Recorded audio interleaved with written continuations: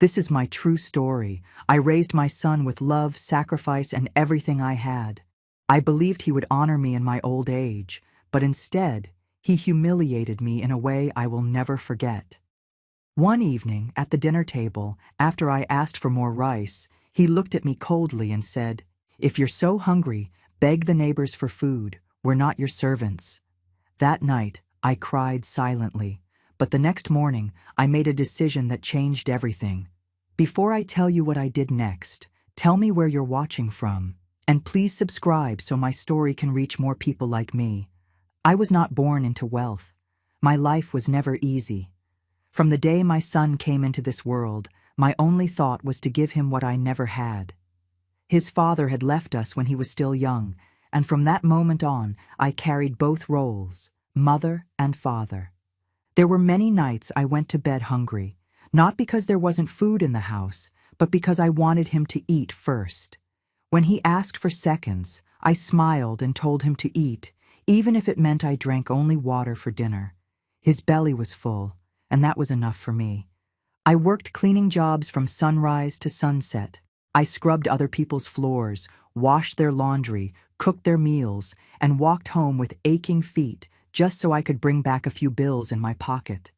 Sometimes I worked 2 houses in one day, sometimes 3, just to make sure my son's school fees were paid. I wanted him to walk into his classroom proud, with his books, with shoes that did not have holes, with a uniform that was clean. Even when I was too tired to lift my head, I kept working, because his future was more important than my pain.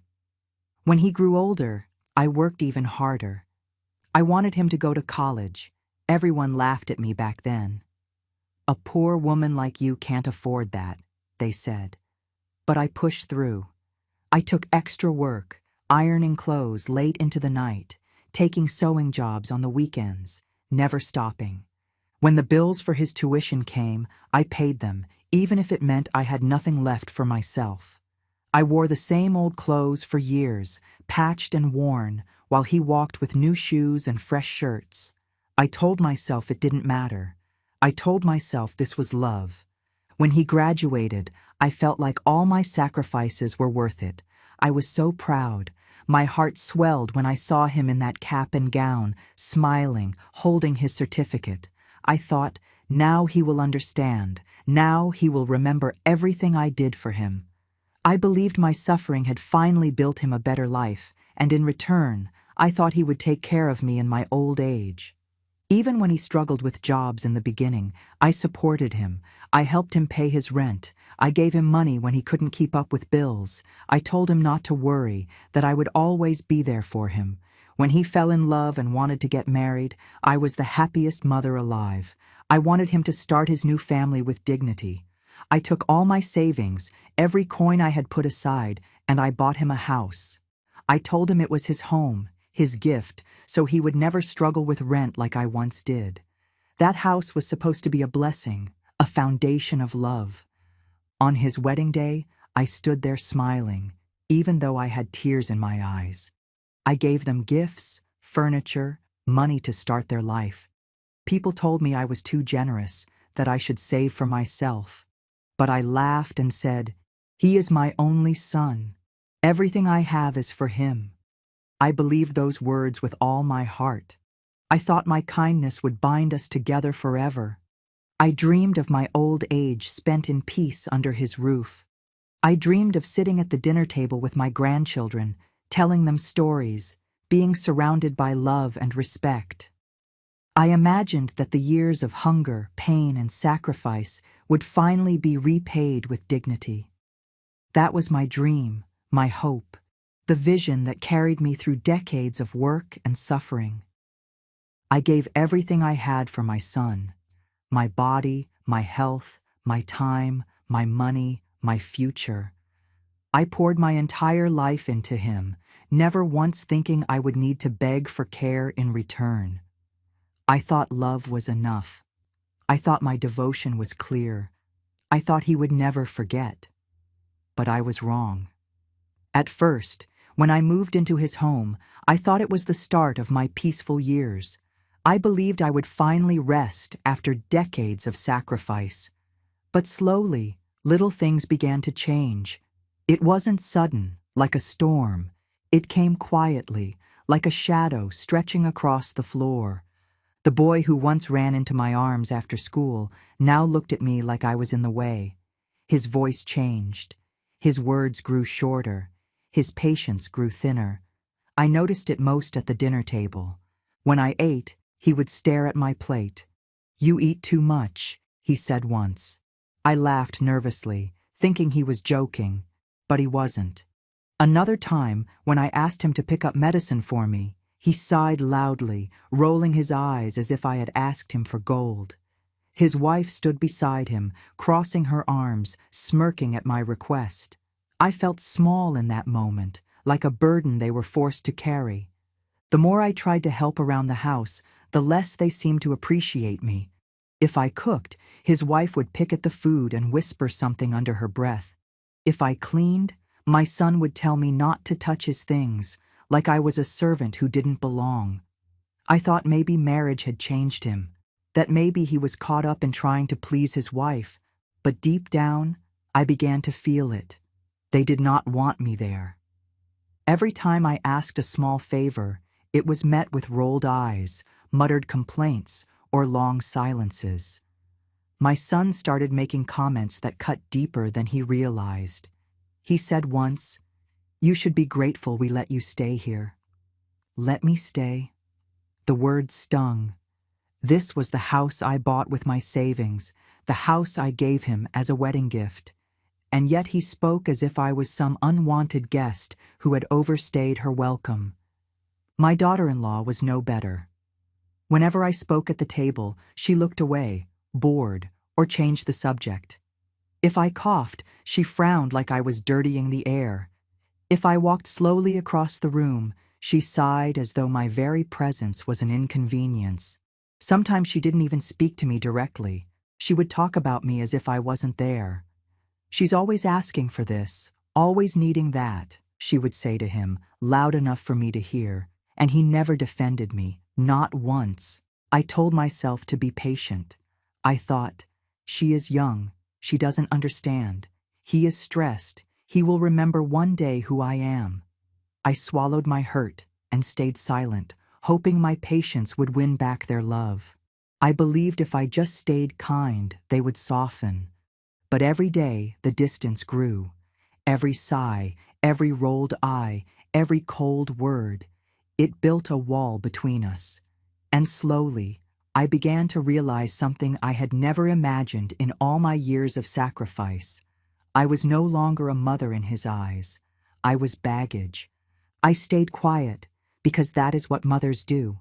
We carry pain in silence, hoping love will return.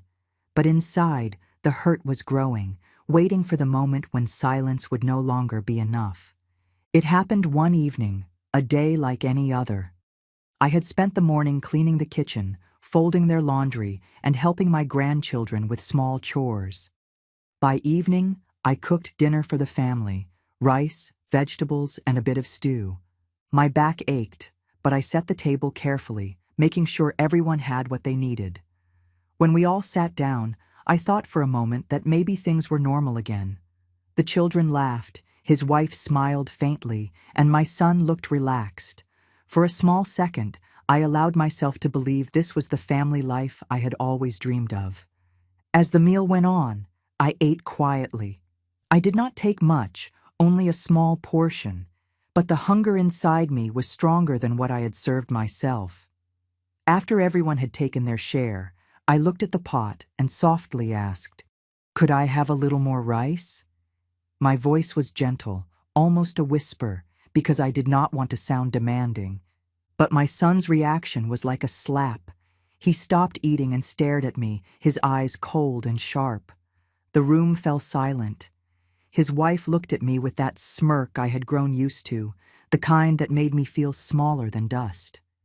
The children froze, watching, waiting, and then my son said the words that shattered what little dignity I still held.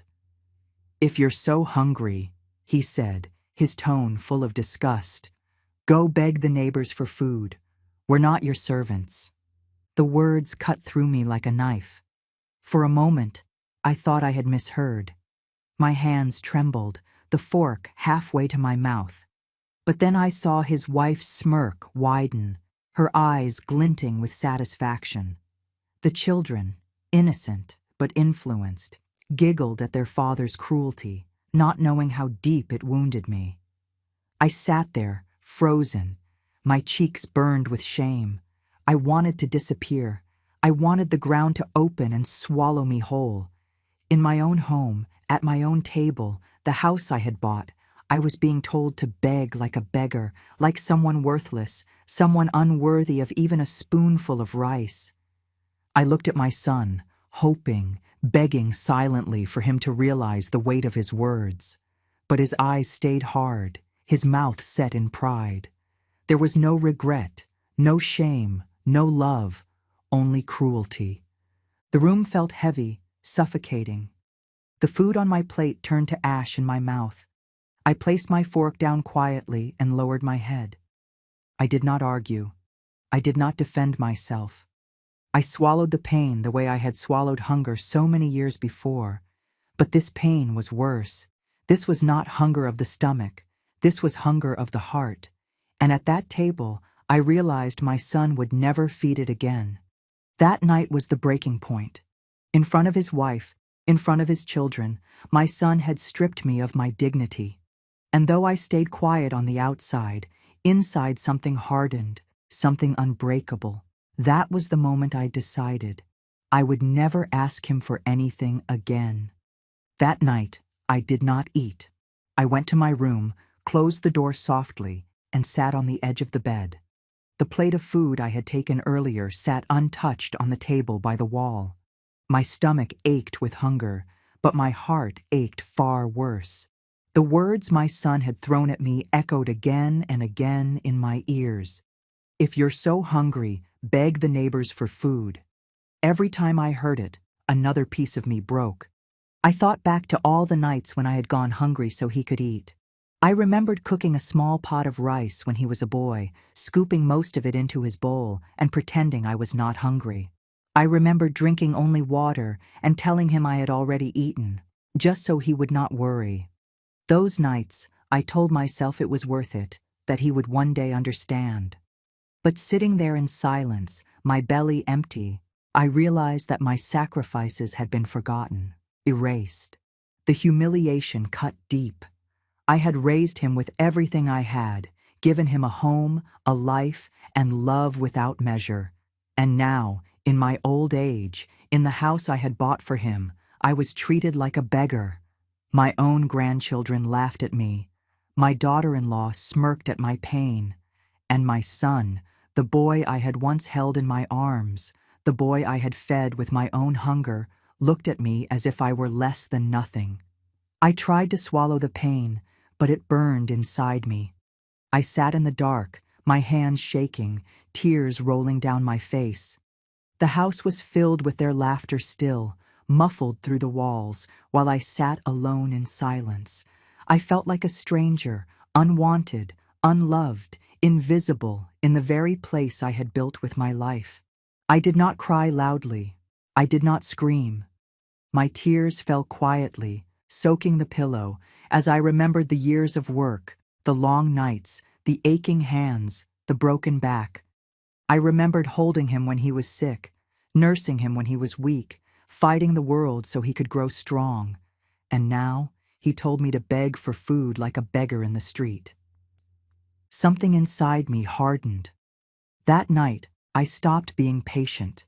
That night, I stopped waiting for love to return. I realized love was gone, buried under his pride and cruelty. I told myself, never again will I sit at this table to be humiliated. Never again will I ask him for food. Never again will I live as a beggar in the house I gave him.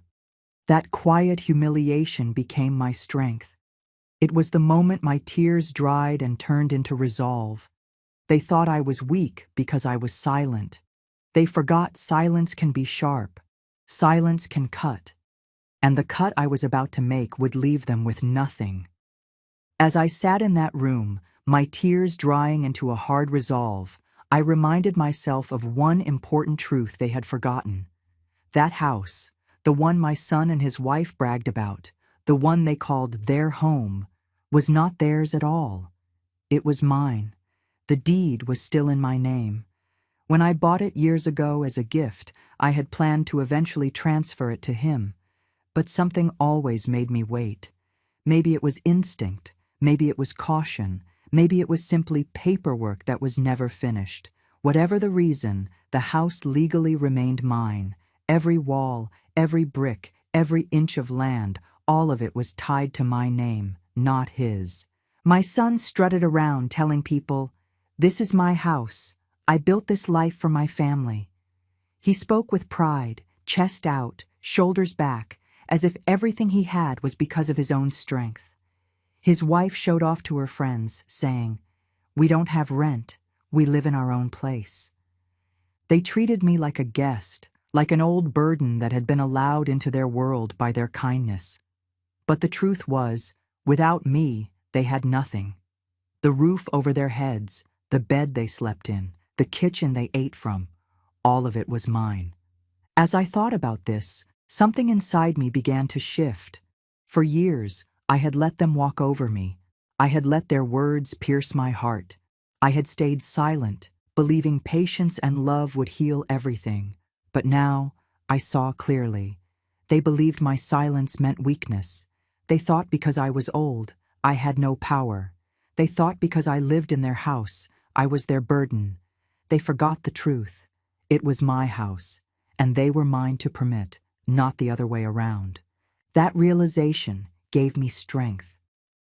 I looked around my small room and suddenly saw it differently. This wasn't a prison cell where I was trapped, forced to endure their insults. This was a fortress that I owned. They were the ones who had no power here, not really. They just didn't know it yet. I remembered the paperwork tucked away in my small box of documents. The deed, the bank statements, the proof that everything they called theirs was still mine. My son had never asked. He had assumed. And assumptions can be dangerous when the truth is hidden in plain sight.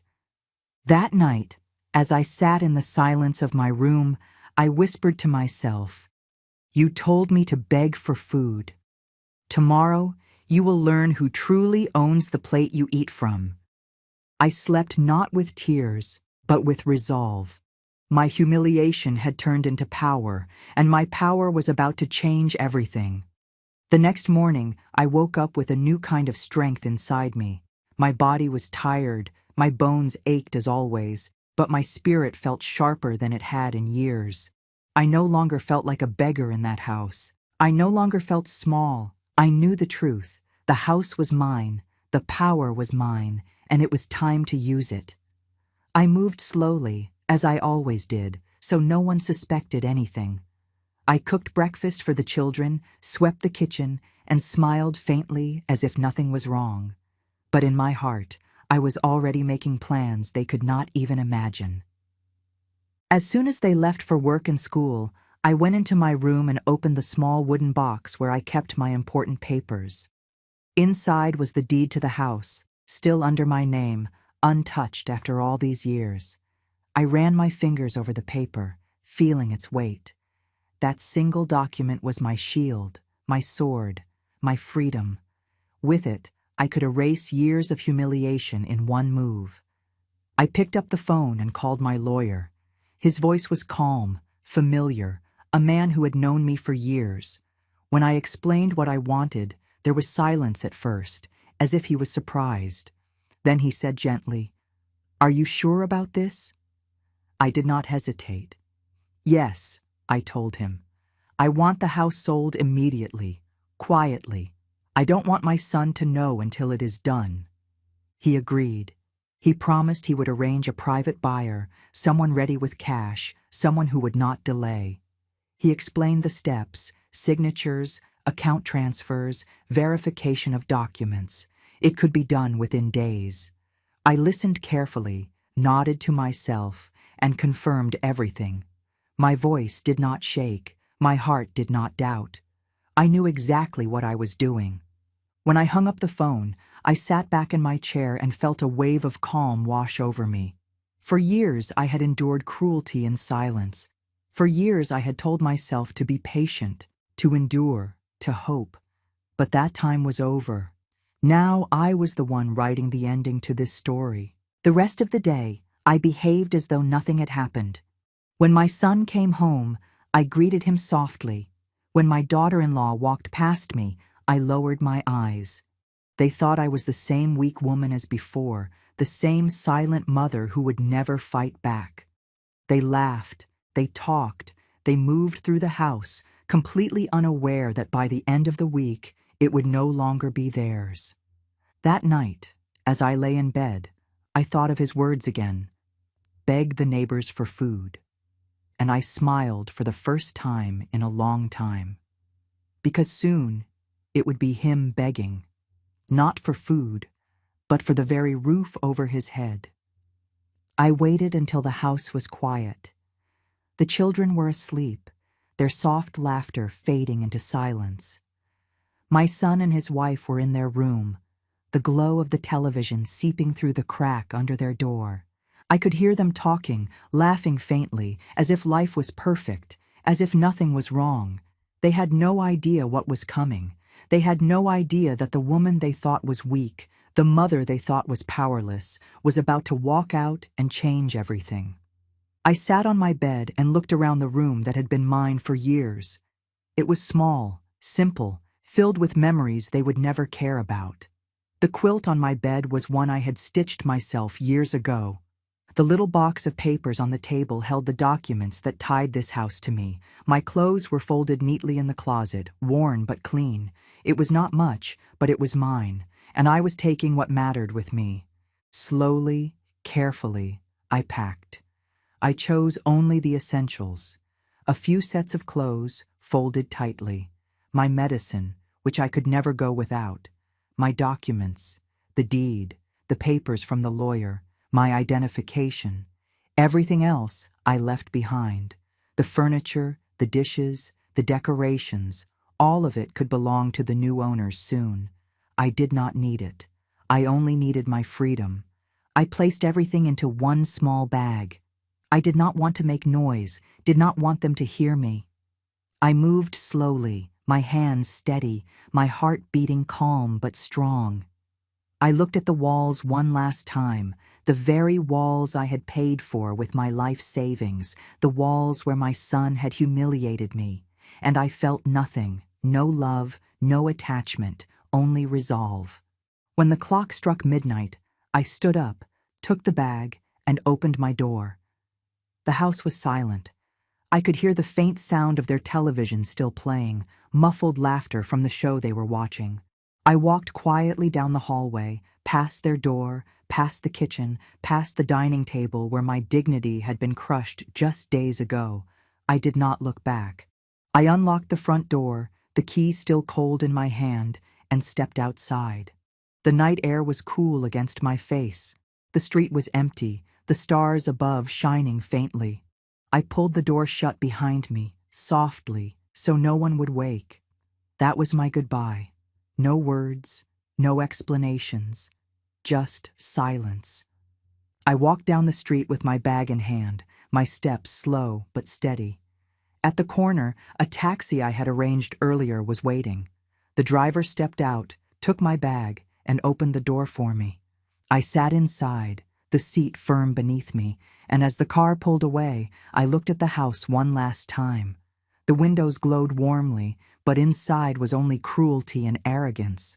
I felt no sadness leaving it behind, only freedom. That night, as the taxi drove me away, I knew I had closed a chapter of my life forever. I was no longer the silent mother sitting in shame at her own table. I was no longer the woman told to beg for food. I was a woman who had taken back her power, and by the time they woke up, their world would no longer belong to them. The very next morning, while the sun was still rising, I was already sitting in my lawyer's office. My bag rested beside me, my documents spread neatly on his desk. He looked at me with calm eyes, the kind of eyes that had seen many stories like mine, though maybe not as bitter. He asked me again if I was certain. I nodded without hesitation. Yes, I said firmly. I want this done today. No delays. The buyer had already been arranged. A local businessman, wealthy, with cash in hand and no questions asked. He didn't care about the story behind the house. He didn't care who lived in it. All he wanted was the land, the property, the investment. To him, it was just another deal. To me, it was justice. The paperwork was thick, pages upon pages of legal words. But I had no fear.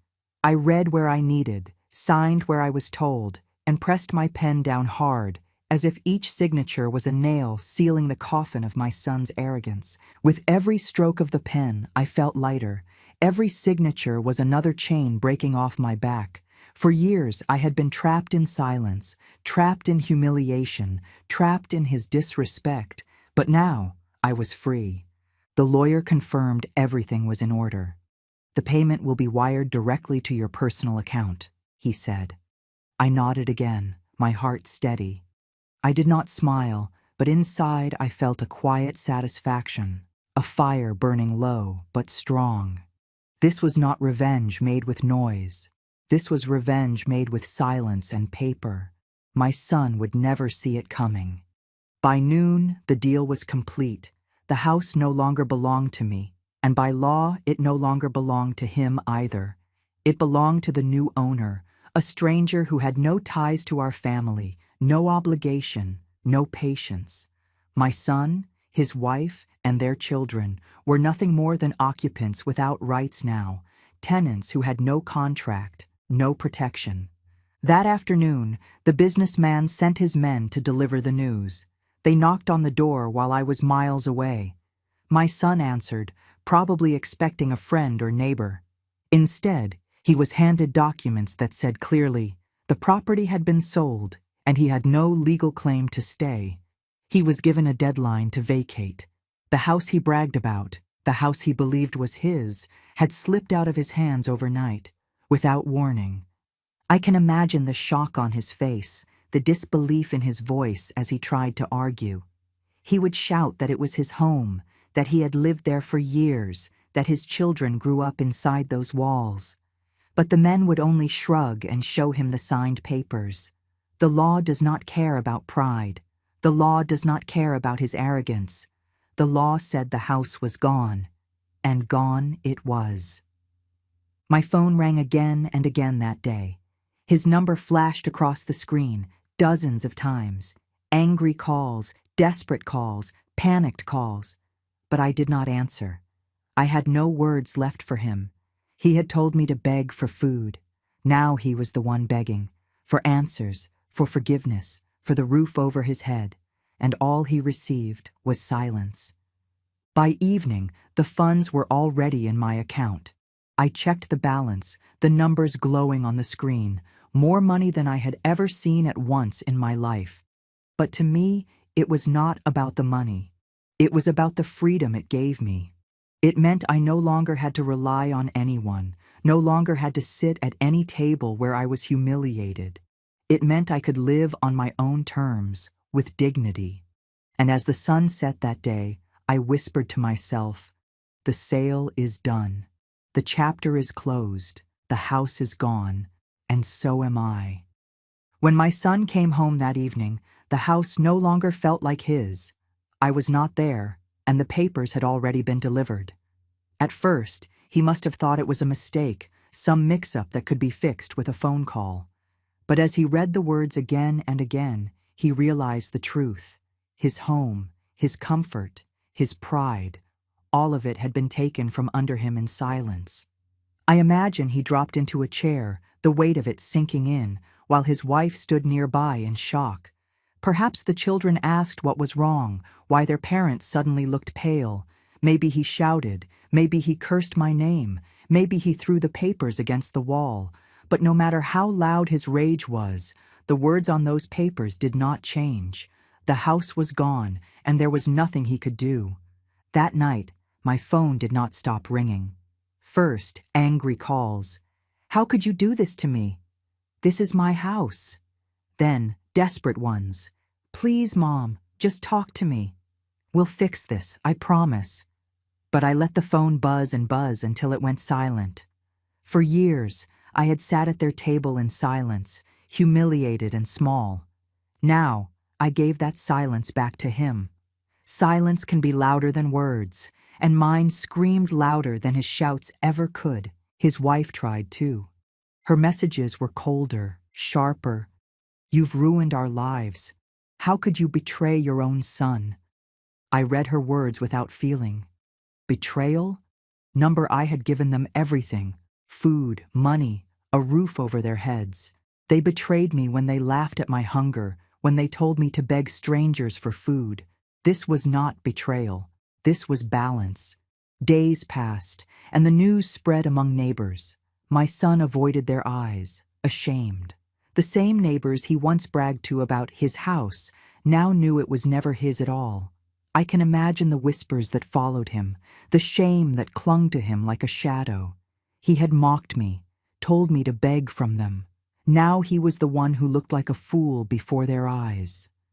The calls kept coming. His voice changed from anger to pleading. Please, Mom, don't leave us homeless. Think of the children. Those words might have broken me once, but not anymore. I had thought of the children, every night when I starved so my son could eat, every day when I broke my back cleaning houses to buy him books, every sacrifice I made to keep a roof over his head. I had thought of the children for decades, but who thought of me? No one. Eventually, the lawyer confirmed to him what he already feared. Everything was legal, final, and untouchable. He had no claim, no defense, no power to reverse it. He was told to vacate by the new owner, and there was nothing left to argue. For the first time in his life, he faced consequences not softened by my sacrifices. I did not answer his calls. I did not go back. I gave him only what he had given me: silence, cold and sharp. And in that silence, he finally understood what it feels like to be left begging. I live in peace now, far away from that house, far away from the table where I was told to beg, far away from the voices that once made me feel small. I found a small apartment in another town, nothing big, nothing fancy, but it is mine. The key in my hand belongs only to me. When I open the door, I know I am walking into a space where no one calls me a burden, no one laughs at my hunger, no one tells me to beg from strangers. Here, my silence is not humiliation. Here, my silence is dignity. Every morning, I walk to the market with my head high. I buy my own food, fresh vegetables, rice, meat when I want it. I hand over money from my own account, money they once thought was theirs. And when I eat fully, without shame, without rushing, without fear of being mocked. Each spoonful feels like freedom. Each meal feels like respect. I think of the nights I went to bed hungry in that house, and I smile at how different life feels now. I no longer live surrounded by arrogance. My neighbors here greet me kindly, not because they want something from me, but because they see me as a person. Sometimes I sit on my balcony in the evening, watching the sun set behind the trees, and I think about how long I carried that weight, the weight of sacrifice, the weight of silence, the weight of their cruelty. That weight is gone now. I laid it down the night I walked away. As for my son, I do not wonder much about him anymore. I know he is struggling. I know he is angry. I know he feels betrayed. But I also know he feels something else: shame. The shame of realizing that the home he bragged about was never his. The shame of realizing that the mother he told to beg for food was the same woman who fed him his whole life. The shame of realizing that the silence he mocked was the silence that destroyed his comfort.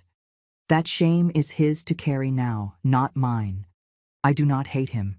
Hatred is heavy, and I am done carrying heavy things. I simply let go. I gave him everything once, and he gave me nothing but humiliation. Now, I give him nothing, and I keep my dignity. That is enough. Sometimes people ask me if I regret it, selling the house, leaving my family behind. My answer is always the same: no. I regret staying silent for so long. I regret letting my heart break quietly night after night. I regret believing love would return when it was already gone. But I do not regret leaving. Leaving saved me. Leaving gave me back myself.